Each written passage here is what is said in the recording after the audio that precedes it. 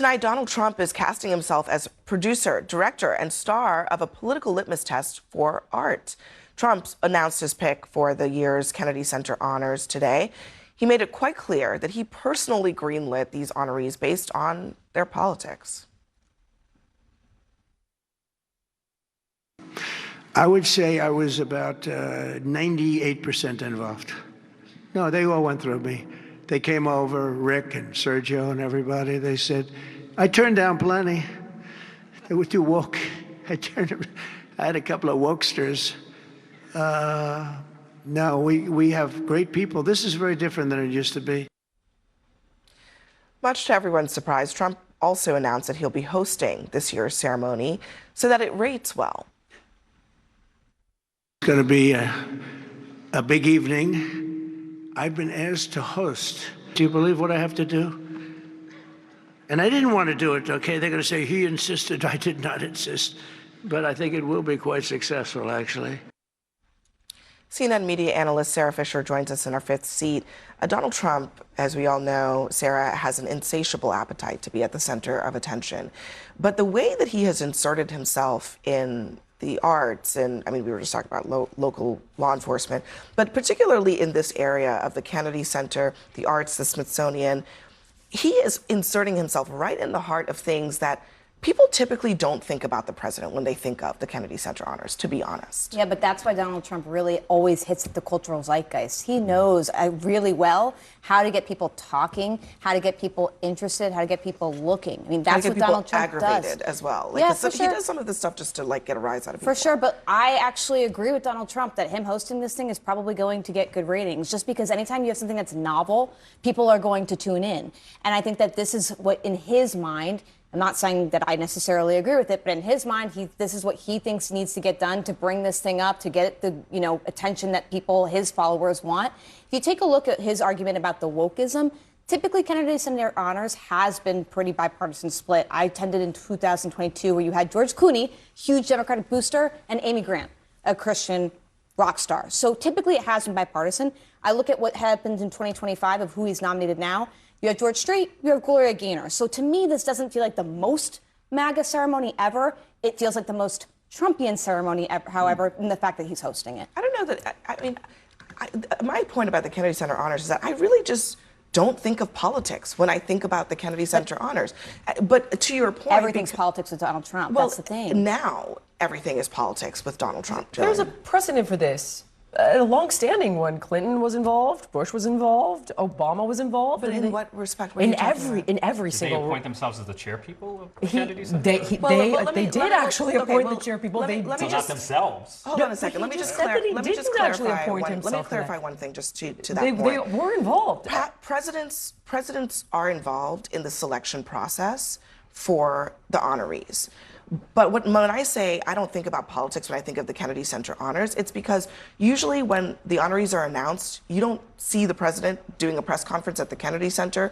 He's not on the stage hosting the thing. He's sitting in a box and he's waving and laughing and clapping. And George Bush did it. Donald Trump did not do it.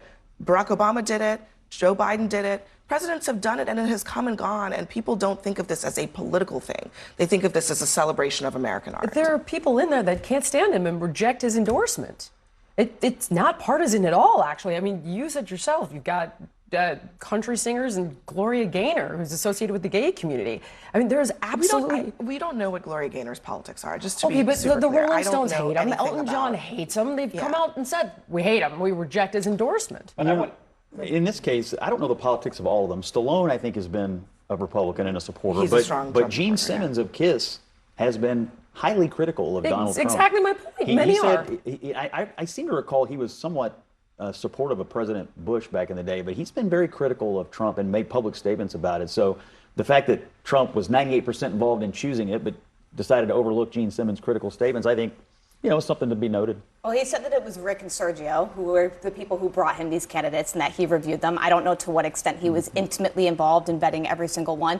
But to your point, Abby, this is not typically something where the president comes out, appoints himself, he's now been appointed the chair of the Kennedy Center. He's trying to take ownership of it. I think they're trying to rename parts of it after Melania. So he's clearly trying to take over this culturally. Well, there's a bill in Congress to rename the center after Donald Trump himself. And Rick Grenell, so Rick Grenell earlier this week, he said, let's be clear, real Donald Trump saved the Kennedy Center, a building literally falling apart. Their neglect seemed criminal. Donald J. Trump absolutely saved the Kennedy Center from being demolished. Quite the opposite.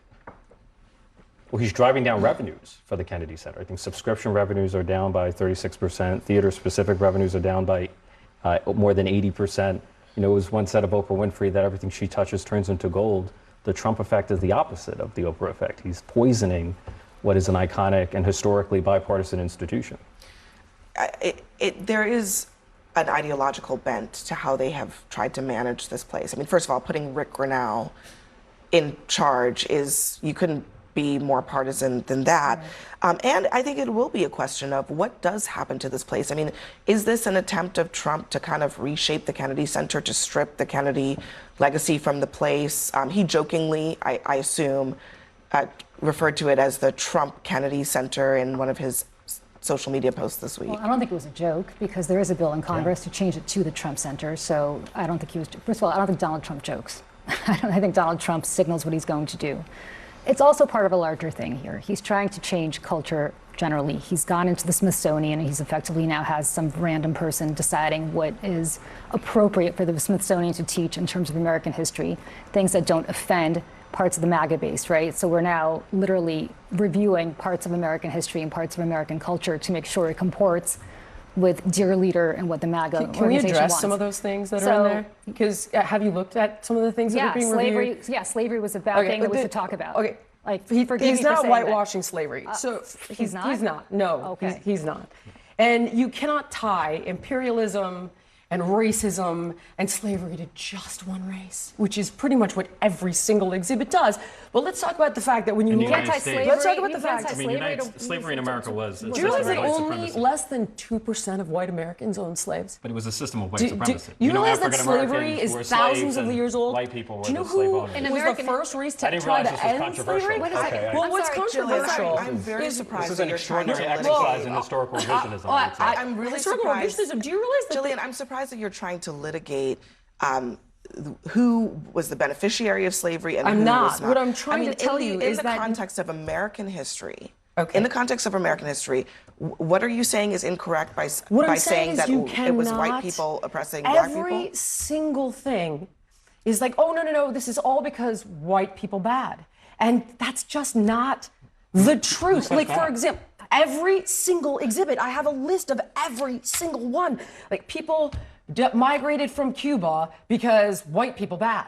Not because of Castro. Yes, no, it's in there. That's what I'm saying. You don't actually know what's in there. Do you know that when you walk in the front door, what exactly, the first thing you see is the gay flag? Jillian, you have a lot of stuff in front Yeah, of I you. do, What because I don't, exactly because here's the are thing. you talking about? Okay, I'll give you an example. Yeah, please. There's one called Change Your Game, right? This has been an installation there. Is gender testing fair in sports? Does that, and then it goes on to talk about how it's complex to do gender testing in sports.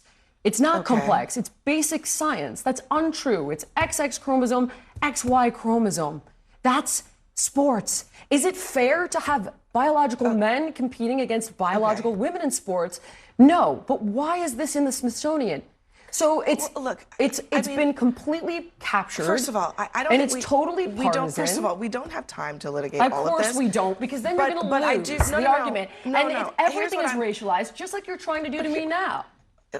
Excuse me. It's like, I can't believe you're trying to suggest, that slavery just to is be a good clear, thing. you brought up race. No, this was a conversation about the arts, and you brought up race. It isn't. You brought up. But the whole hold point on, of hold this on, is Jillian. that the issue You brought up slavery, and you brought up the actually question didn't. of whether. You Hold on. did. You brought up And the my question of point- whether or not slavery in the United States is about race. The answer is No, I didn't. yes. Of course. I did Slavery not say in the that. United Don't- no, States don't is straw man about my argument, race. because that's not what I said. So what are She you brought talking up about? slavery, and what I was talking about is that this isn't really about that. When you make every single exhibit about white imperialism when it isn't relevant at all, that is a problem. So when you're talking about Cubans leaving Cuba and you make it about white people bad, that's not accurate. Can I just say, zooming That's out, my point. All right, we're going to move on I from would say that. on Go the ahead. arts thing, I think why this is hitting such a chord right now is because Donald Trump has mandated all of these changes at places like the Smithsonian, pulling out pictures from various government agencies. But what's different is with the Kennedy Center, he's taking a much more proactive role. I think that's why we are looking at this issue today thinking, wow, it's hit a different point than it ever has been before. Do you think the honorees, though, are generally acceptable to most Americans? I mean, these are huge stars. Yeah, they I don't are have a because problem with just the ratings have been good. They are. And like I said before, giving you the example of Amy Grant and George Clooney, the board has been bipartisan and has tried to get people that walk all cracks of life, including politics. I just think that I was expecting, quite frankly, if Donald Trump was going to name honorees, I was expecting this to go a much more further right direction than it actually Which did. kind of begs the question, what exactly was the problem he was trying to solve? Because, I mean, to your point... Manufacturing a problem for Yeah, the I mean, sake the of- board yeah. has been, actually is bipartisan because Republican and Democratic presidents get to appoint people to that board. And it's really not, again, it's not really a political thing. It has not been until now. He doesn't need a problem. He just wants control. He wants to be the center of every institution, the center of everyone's attention. You know, he's not a conservative because he's not interested in conserving institutions. It's all about his narcissism. It's all about Trump. That's the common Donald Trump thread. show rolls on. And it We will tends to get see- good ratings, I will say that. Yeah, It I mean, does. look, it's The revenues are down, popular so. because it is about art. And so we'll see what happens when politics becomes much more intertwined into this show.